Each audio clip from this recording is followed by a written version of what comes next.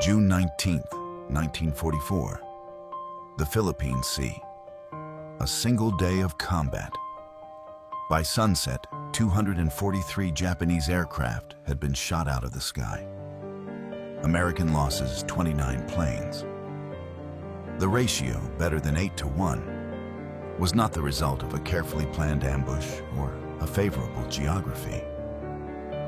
It happened in open ocean in broad daylight against an enemy that had been given every advantage of initiative and numbers.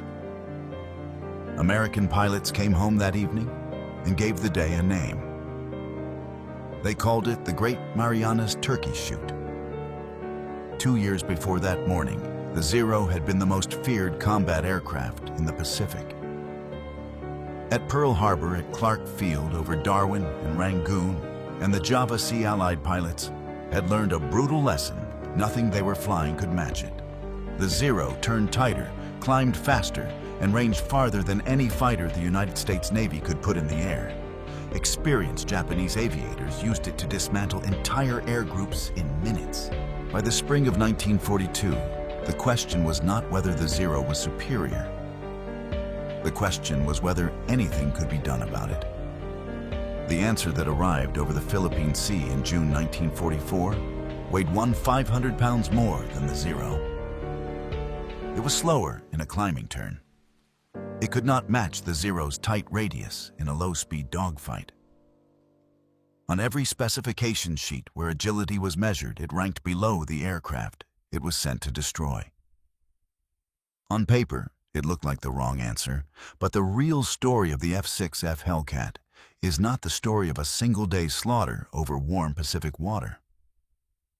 It is the story of how American engineers working from a captured enemy aircraft on an Alaskan island rebuilt the logic of aerial combat from the ground up and produced a machine that did not beat the Zero at its own game, but made that game irrelevant entirely.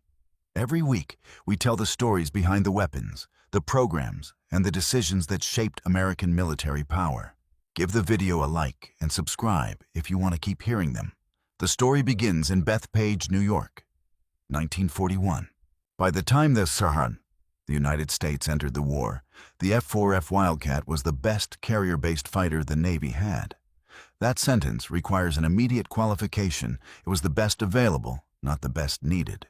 Against the Mitsubishi A6M Zero, the Wildcat was outclassed in nearly every measurable category. The Zero's maximum speed exceeded the Wildcat's by nearly 30 miles per hour. Its climb rate was faster. Its turning radius was tighter. Its range over 1,900 miles meant Japanese pilots could appear where American planners did not expect them. Wildcat pilots survived the early war through discipline and tactics, not through hardware. The Thatch weave, a defensive maneuver developed by Lieutenant Commander John Thatch specifically because his aircraft could not outturn. The Zero kept American pilots alive. It did not make them dominant. The United States Navy understood the difference, and in the spring of 1941, before the attack on Pearl Harbor, the Bureau of Aeronautics had already issued a requirement for something better. That requirement landed on the desk of Grumman Aircraft Engineering Corporation in Bethpage, Long Island. Grumman had been building naval aircraft since 1929. Leroy Grumman and William Schwendler had founded the company with a single organizing principle: aircraft built for carrier operations had to survive conditions that would destroy a land-based design. Arrested landings, salt air corrosion, the structural stress of catapult launches. Grumman engineered for all of it and then added margin on top. The company's reputation inside the Navy was specific and well-earned. Its aircraft were not always the fastest or the most elegant. They were the ones that brought pilots home. The factory complex in Bethpage had acquired a name inside the industry that reflected the philosophy of everyone who worked there. They called it the Iron Works. The man Grumman assigned to lead the new fighter program was William Schwendler, the company's chief engineer. Schwendler had overseen the F4F Wildcat's development, and understood its limitations with precision. He knew exactly where the Wildcat failed against the Zero, and he understood that the solution was not to copy Japanese design philosophy. Alongside Schwendler Production Superintendent Jake Swirbel, would be responsible for translating whatever the engineering team designed into an aircraft the Navy could receive in the numbers the war would demand. Swirbel ran the ironworks floor with the same discipline that Schwendler applied to the drawing board.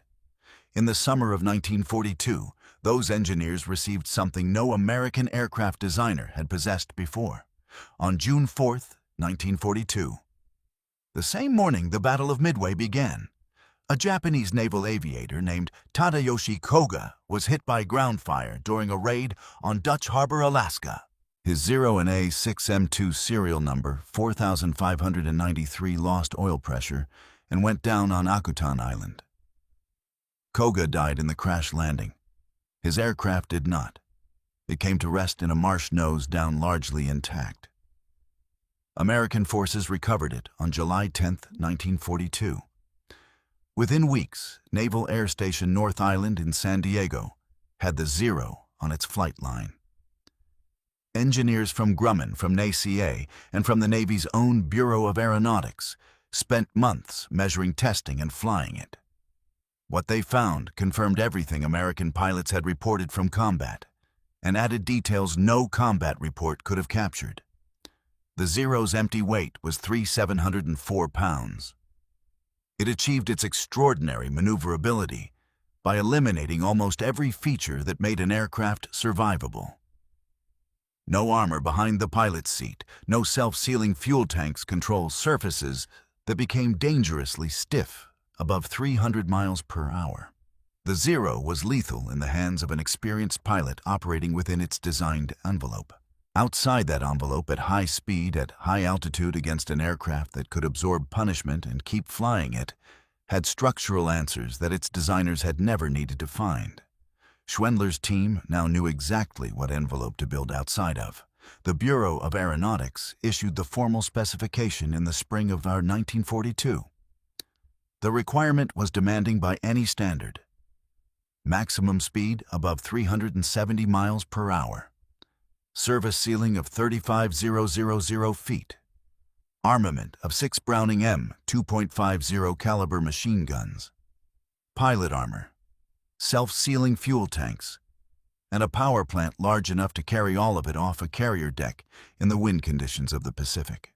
The cost per unit target was set at approximately $50,000 in 1942 dollars, a figure the program would ultimately exceed, but not by a margin that concerned anyone making decisions in wartime. Grumman received the development contract in April 1942. The value, $30 million in fiscal year 1942 dollars, equivalent to approximately $530 million in purchasing power today. Schwendler and his team looked at the specification. They did not attempt to match the Zero's turn radius. They did not attempt to minimize weight at the expense of protection.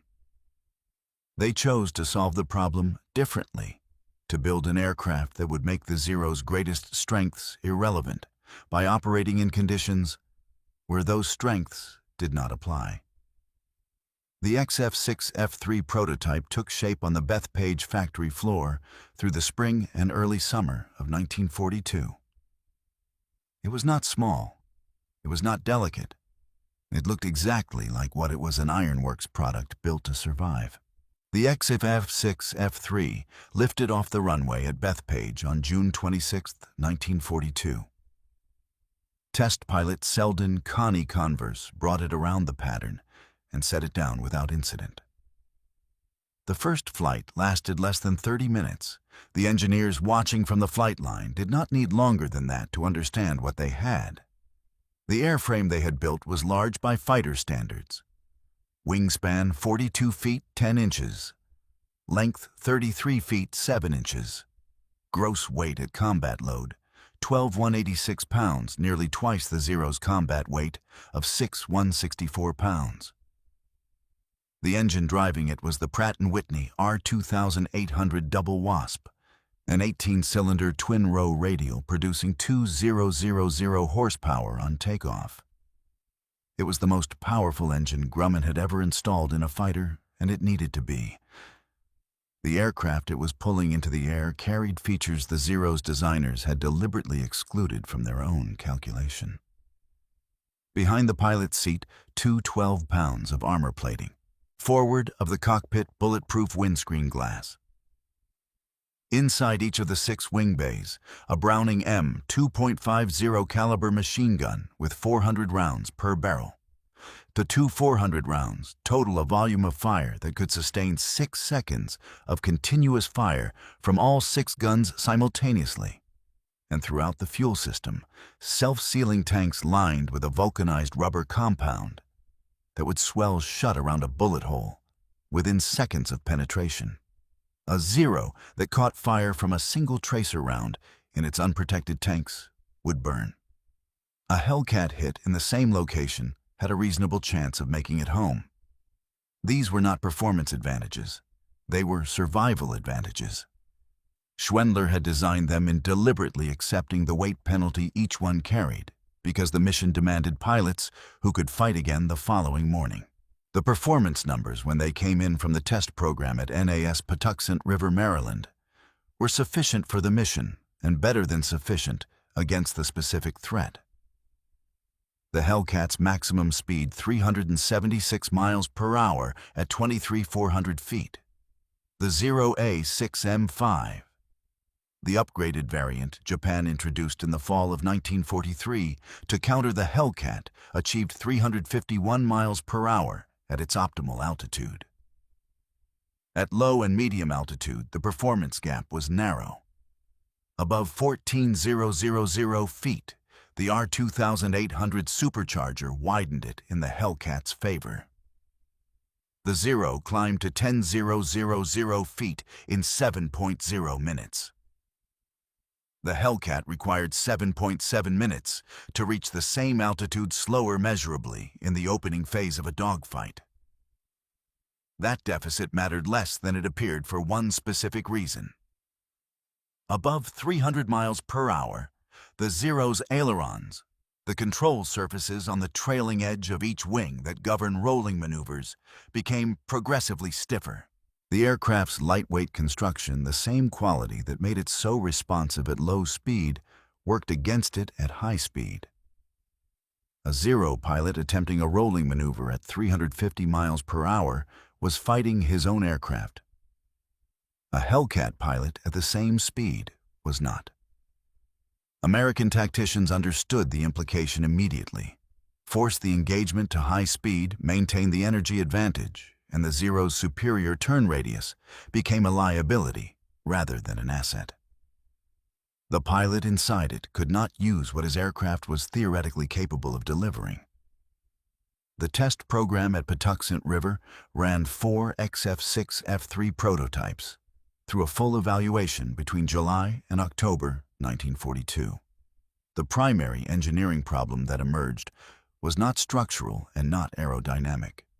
The R2800's cooling system overheated at low airspeed, a critical failure mode for a carrier aircraft that would spend significant time in the landing pattern at reduced power. Grumman's engineers redesigned the engine cowling intake geometry over 6 weeks, not 6 months. The fix held. The Navy accepted the solution and moved forward. By October 1942, the production contract was signed. The interval between the first prototype flight and the production go-ahead, less than 4 months.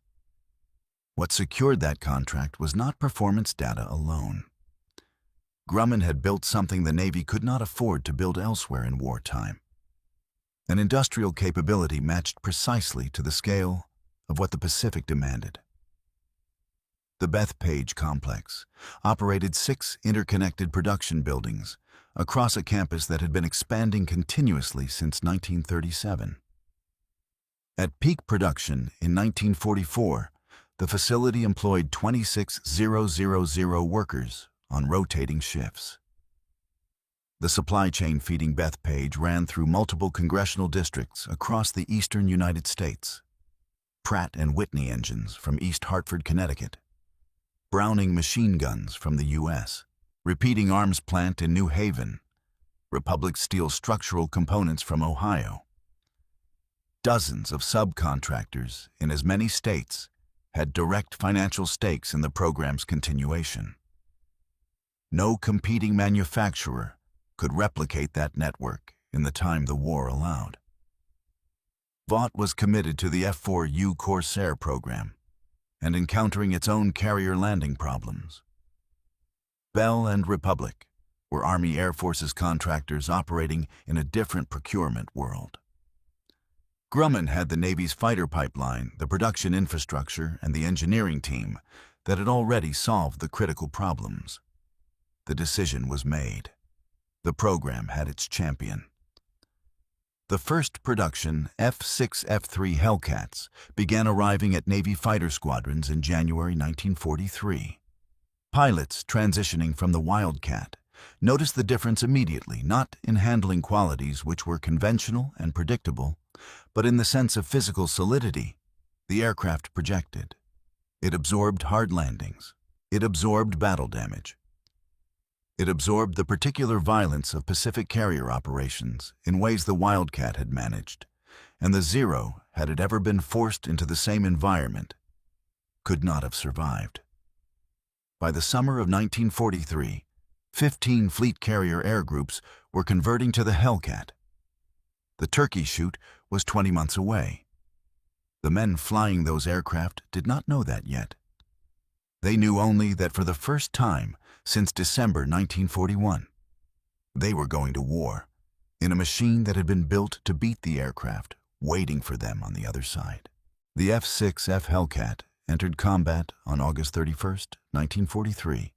The target was Marcus Island, a Japanese-held atoll in the northwestern Pacific, 200 miles southeast of Tokyo. The aircraft making the first Hellcat strike belonged to VF-5. Flying from USS Yorktown, CV-10, the second carrier to bear that name. Commissioned 7 months earlier to replace the Yorktown lost at Midway. Lieutenant Richard Loesch claimed the first confirmed aerial kill by a Hellcat pilot that morning. It was a Zero. The engagement lasted less than 2 minutes. What followed over the next 24 months was not a gradual shift in Pacific air power. It was a systematic and accelerating dismantlement of Japanese naval aviation that the Imperial Navy's own post-war records describe with striking candor. Grumman delivered 12 275 Hellcats between October 1942 and November 1945. A production rate that peaked at more than 500 airframes per month during the first quarter of 1945. Of those, 252 went to the British Fleet Air Arm under Lend-Lease, where they operated under the designations Gannet Maki and Hellcat Mk.2.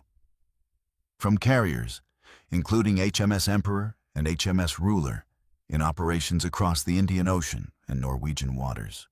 18 additional aircraft went to the French Aéronaval, which used them in the Mediterranean theater. The overwhelming majority, more than 11,000 airframes, went to United States Navy and Marine Corps squadrons operating across the Pacific. The squadron that came to define what the Hellcat could do at full intensity was VF-15, known as the Fabled 15, flying from USS Essex CV-9, the lead ship of the class that would become the backbone of American carrier power for the next decade.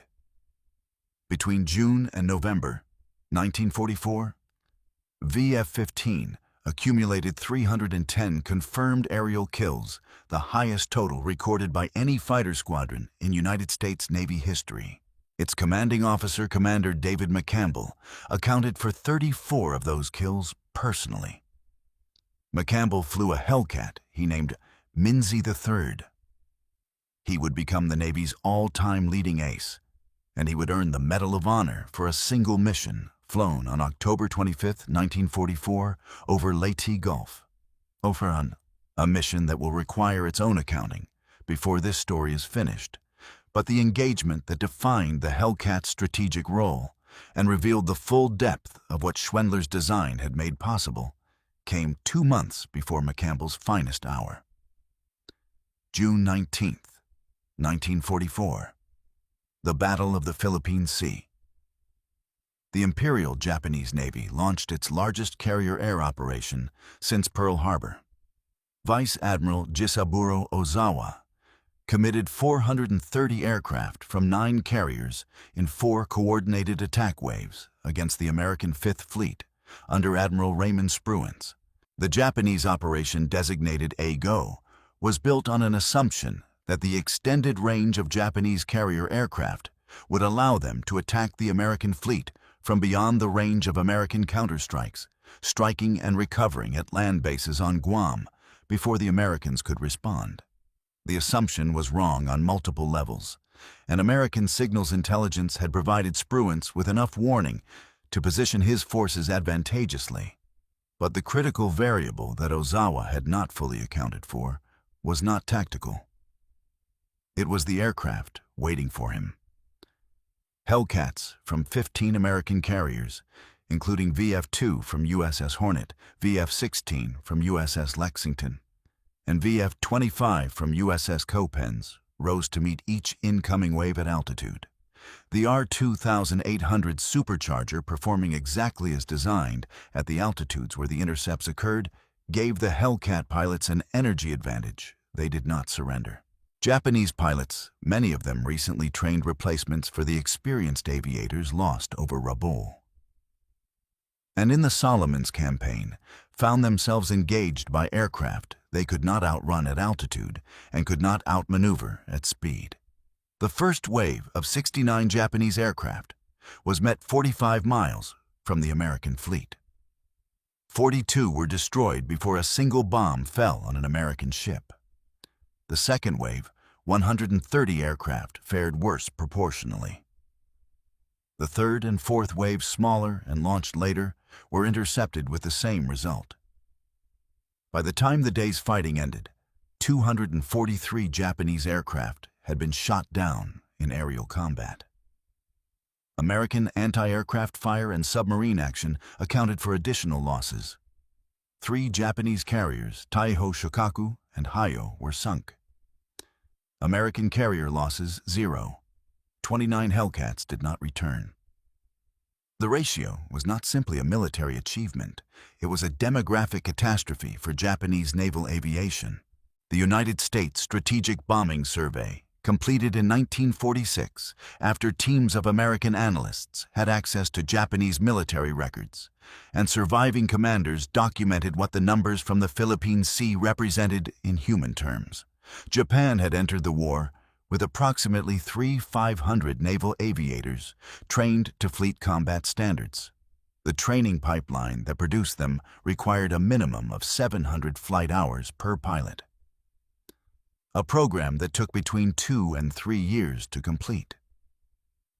By the end of 1942, combat attrition over Guadalcanal and the Solomons had already consumed a significant portion of that original cadre. Japan's training establishment could not replace experienced pilots at the rate they were being lost. After the Philippine Sea, the USSBS concluded Japan no longer possessed sufficient experienced naval aviators to conduct coordinated large-scale air combat operations. The men Ozawa had launched on June 19th represented in many cases pilots with fewer than 500 hours of total flight time, against Hellcat pilots averaging over 300 hours of combat-specific training under the Navy's expanded Pensacola program. The outcome was not a contest of aircraft. It was a mismatch of human capability that the hardware gap only amplified. The consequence that followed was not tactical. It was a strategic, and it was irreversible. Kamikaze operations, the deliberate use of pilots as single-use munitions.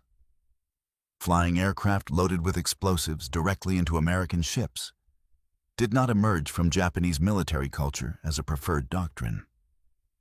They emerged because the alternative no longer existed. A kamikaze pilot did not need air combat maneuvering skills. He needed only to fly in a straight line toward a target. The shift to kamikaze tactics, formally authorized by Vice Admiral Takejiro Onishi in October 1944, was not a fearsome escalation of Japanese capability. It was an acknowledgement that the capability for conventional aerial combat had been exhausted. The Hellcat had not merely defeated Japanese pilots, it had destroyed the system that produced them. That reality was already visible in the operations that followed the Philippine Sea. At Leyte Gulf in October 1944, the largest naval battle in history by number of ships, engaged Hellcat squadrons from Task Force 38 flew continuous combat air patrol over the American invasion fleet, while simultaneously conducting offensive strikes against Japanese surface forces. VF-15 from Essex, VF-19 from USS Lexington, CV-16 and VF-51 from USS San Jacinto. CVL-30 operated in coordinated rotations that kept American carriers covered through 4 days of sustained action. It was during this battle on the morning of October 25th that Commander David McCampbell launched from Essex with his wingman Lieutenant Roy Rushing to intercept a formation of approximately 60 Japanese aircraft inbound toward the American fleet. McCampbell and Rushing attacked the formation alone. Over the course of 90 minutes, McCampbell shot down 9 Japanese aircraft, a single sortie record that has never been matched in United States Navy history. He landed with less than 5 gallons of fuel remaining. The aircraft he returned in Mincy 3 had expended every round of its 6.50 caliber guns. When McCampbell was asked afterward how he had been able to engage 60 aircraft with one wingman and survive, his answer was precise. The Japanese pilots he encountered that morning did not know how to respond to a high-speed diving attack. They had not been trained for it. They attempted to turn. The Hellcat did not follow them into the turn. It climbed reset and attacked again. The energy tactics that American pilots had developed from the lessons of the Akutan Zero were by October 1944 encountering an enemy that had never been taught to defeat them. Iwo Jima February and March of 1945 added another dimension to the Hellcat's operational record. With the island's airfield secured, Hellcats from escort carriers operating in direct support of Marine ground forces flew continuous close air support missions, while simultaneously maintaining combat air patrol against Japanese air attacks launched from the home islands. The dual mission requirement ground attack and air superiority in the same operational area placed demands on the aircraft and its pilots that neither had been specifically designed to meet. Both met them. Okinawa, from April through June 1945, produced the most sustained test of the Hellcat's air defense capability. The Imperial Japanese Army and Navy together launched approximately 1,900 kamikaze sorties against the American fleet during the Okinawa campaign, the largest concentration of suicide aircraft attacks in the war. Hellcat combat air patrols, operating in coordinated layers with anti-aircraft fire from surface ships, intercepted the majority of incoming attacks before they reached the fleet. The percentage of kamikaze aircraft that successfully struck American ships dropped from approximately 14% in the initial attacks to below 7% as the campaign progressed and American defensive procedures adapted. The cost to American carriers remained severe. The cost without the Hellcat's air defense contribution would have been catastrophic. By the summer of 1945, the Hellcat had accumulated 5 163 confirmed aerial kills, approximately 75% of all air-to-air victories recorded by United States Navy and Marine Corps aviation across the entire Pacific War. The kill ratio against all Japanese aircraft types, calculated across the full combat record, stood at 19-1. Those numbers told one story. The story underneath them was different, and in some ways more consequential. The Hellcat had not simply won air superiority. It had made the concept of Japanese offensive air power structurally non-viable. By the time American planners began preparing for Operation Downfall, the projected invasion of the Japanese home islands, the threat they were most concerned about was not a Japanese Air Force capable of contesting control of the sky. It was a Japanese Air Force capable of nothing else but dying in the attempt to reach American ships. But even as the Hellcat was completing that mission, the world it had been built to operate in was already ending. And Grumman characteristically had seen it coming. In November 1943, while VF-5 pilots were still writing their first combat reports on the Hellcat's performance over Marcus Island, and Wake Grumman's engineering division in Bethpage was already at work on its replacement. The F6F Bearcat program had begun from a specific tactical observation. The Hellcat was winning, but it was winning with mass and firepower, in an environment where Japanese pilot quality was declining. The question Grumman's engineers asked was not how to build a better Hellcat. It was what a carrier fighter would need to be if Japanese pilot quality recovered, or if a new adversary appeared who had not made Japan's structural mistakes. The answer they arrived at was smaller, lighter, and faster. The Bearcat would carry the same R2800 engine in an airframe weighing 1,900 pounds less than the Hellcat at combat load. Its rate of climb, 4,800 feet per minute, would be the fastest of any propeller-driven naval fighter the United States had ever built. The Bearcat contract was signed while the Hellcat production line was running at full capacity. Grumman was not waiting to be told the war had changed. It was engineering ahead of the change. The jet age arrived on schedule. In August 1944, the Ryan FR-1 Fireball, a hybrid aircraft combining a conventional radial engine in the nose with a General Electric jet unit in the tail, began flight testing at NAS Muroc in California. The Fireball was transitional technology, a bridge design that acknowledged the limits of the piston engine, without yet committing fully to its replacement. In January 1945, the McDonnell FH-1 Phantom completed its first flight at Lambert Field in St. Louis. It was not a hybrid.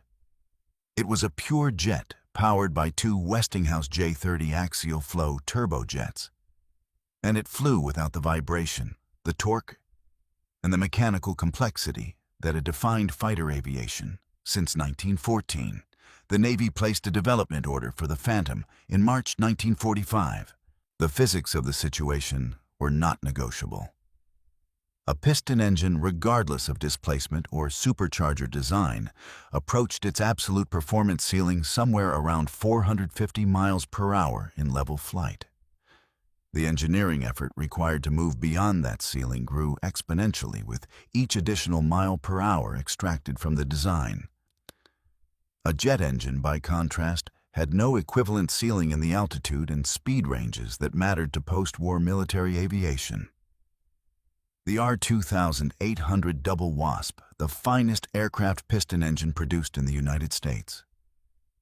During the war, the engine that had made the Hellcat possible was approaching the end of what physics would allow it to deliver. Grumman knew this. The Navy knew this. The only question was timing. August 15, 1945. Japan announced its surrender. The procurement logic that had sustained the Hellcat program collapsed within weeks. A Navy planning for post-war force structure did not need 500 Hellcats per month.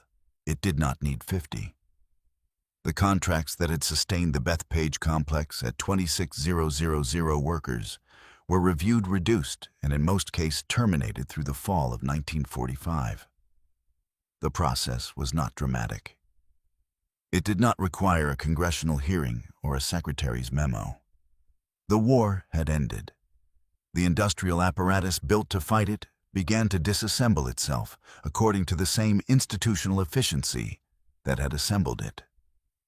The last F6F Hellcat airframe number 12275 rolled off the Bethpage production line in November 1945. There was no ceremony. No senior Navy officer flew in from Washington. The workers who had built it clocked out and went home. What followed happened quickly. Fighter squadrons transitioned to the Bearcat. The Bearcat transitioned to the jet. Bethpage shed 18,000 workers between August 1945 and March 1946. Grumman retooled portions of its facility for civilian aluminum products and light aircraft components while competing for the next generation of naval contracts. The transition was painful by any human measure. By institutional measure, it was orderly.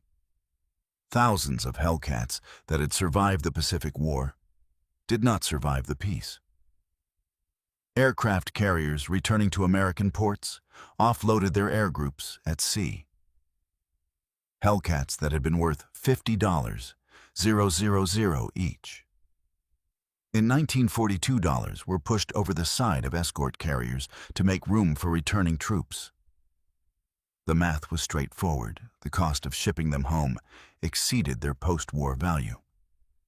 Hundreds more were flown to storage facilities in the Arizona desert, or to naval air stations where they sat in outdoor rows, their fabric control surfaces bleaching in the sun, waiting for a disposition decision that in most cases arrived as a scrapping order. The F6F Bearcat reached fleet squadrons in May 1945, too late for the war it had been designed to fight. It served for 7 years before the jets made it irrelevant in turn. The jets came, the piston era ended. The ironworks retooled and survived. The Hellcat did not need to survive. It had already done what it was built to do. It had found the Zero. It had killed it. It had killed it at a ratio of 19-1, across 163 confirmed engagements in every theater where the two aircraft met under every set of conditions the Pacific War produced. The mission was complete. The program closed, not with a vote, not with a cancellation notice. With a arithmetic fact, there were no more Zeros left to kill. The F6F Hellcat left the United States Navy's active inventory without fanfare, and the doctrine it had validated entered the institutional memory of American military aviation without a formal name. It did not need one. The lessons were too fundamental to require labeling. The first lesson was structural. Schwendler's decision to accept weight in exchange for survivability to build armor and self-sealing tanks into a fighter at the cost of agility had produced a kill ratio of 19-1 against an opponent that had made the opposite calculation. The Zero's designers had chosen performance over protection and produced an aircraft of genuine aeronautical elegance that could not sustain losses because it could not sustain damage. Every naval fighter the United States built after the Hellcat carried the same foundational assumption: the pilot was worth more than the weight saved by leaving out his protection. The F-9, F-Panther, the F-14 Tomcat, the F-A-18 Hornet, the F-35C, each generation heavier and more survivable than the one before it. Each one carrying in its design philosophy a decision first made in Bethpage in the spring of 1942. The second lesson was doctrinal, and it outlasted the aircraft by decades. American pilots flying the Hellcat against the Zero developed and refined a set of engagement principles that the Navy would eventually codify as Air Combat Maneuvering ACM. The core principle was energy management, the deliberate conversion of altitude into speed and speed into altitude, maintaining offensive initiative through positional advantage rather than turning radius. The Hellcat pilot who attempted to outturn a Zero died. The Hellcat pilot who dove through the engagement at high speed, reset his altitude, and attacked again from above, lived and killed. That principle first systematized in the debriefs of VF-2 and VF-5 pilots returning from early Hellcat engagements, in late 1943 became the foundation of the Navy Fighter Weapons School, established at NAS Miramar in 1969. The school acquired a more familiar name in the years that followed. The aviation community called it Top Gun. The third lesson was demographic, and it remains the most strategically significant contribution the Hellcat made to American victory in the Pacific. Japan began the war with approximately 500 naval aviators trained to fleet combat standards. The Hellcat and the pilots flying it killed enough of them fast enough to prevent the training pipeline from functioning as a replacement mechanism. By the Battle of the Philippine Sea, the average experience level of a Japanese carrier pilot had fallen to a point where the outcome of engagements was determined before the first shot was fired. The Imperial Navy recognized the crisis and had no solution for it. The United States Navy, drawing the explicit lesson, invested in pilot training infrastructure throughout the war, at a scale the Japanese system never matched. The Naval Aviation Cadet Program at Pensacola produced over 28,000 pilots between 1942 and 1945. American air power doctrine since 1945 has maintained pilot training and survivability as non-negotiable budget priorities in every service and through every round of post-war procurement cuts, because the institutional memory of what happens when those priorities slip remained vivid for the generation of officers who had watched it happen to the other side.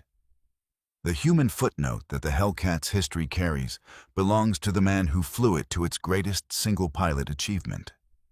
David McCampbell was rejected by the Navy's Aviation Cadet Program in 1933. His visual acuity did not meet the minimum standard. He appealed the decision.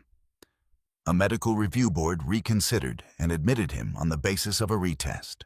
He earned his wings in 1934, spent the pre-war years in routine fleet assignments, and was a 34-year-old commander, older than most of the fighter pilots he led when he took command of Air Group 15 aboard Essex in 1944. On October 25th of that year, flying Minsi-3, he shot down 9 Japanese aircraft in a single sortie over Leyte Gulf. He returned to Essex with his guns empty and his fuel exhausted. President Roosevelt awarded him the Medal of Honor in January 1945. McCampbell retired from the Navy in 1964 with the rank of captain. He lived to the age of 88, dying in Riviera Beach, Florida, in June 1996. He never discussed in any recorded interview whether he thought about the 1933 rejection board. The honest verdict on the F6F Hellcat does not require qualification. The United States Strategic Bombing Survey concluded in 1946 that no single weapon system contributed more to the destruction of Japanese naval air power than the Hellcat. Procurement analysts examining the program in subsequent decades have noted that the aircraft was designed, tested, and placed in full production in under 14 months, a timeline that no major American fighter development program before or since has matched under comparable conditions. The kill ratio of 19-1, accumulated across 163 confirmed engagements over 24 months of combat, remains the highest sustained aerial kill ratio recorded by any American fighter aircraft in any conflict. It was not the fastest fighter of the Second World War. It was not the most maneuverable. It was not the most technically sophisticated. It was the most effective by the only measure that procurement decisions and combat outcomes share in common results delivered against the specific threat it was built to defeat. If you found this history valuable, give the video out like it's the single best signal you can send this channel. And if you want more stories about the weapons programs and decisions that shaped American military power, subscribe to Defense Archive. We'll see you in the next one. On the morning of June 19, 1944, a Hellcat from USS Hornet climbed through broken cloud at 22,000 feet over the Philippine Sea, its R-2800 running at full military power. Its 6 Browning guns loaded and charged, and somewhere ahead in the haze, the last great formation of Japanese carrier aircraft that would ever threaten an American fleet was turning inbound on its final attack run.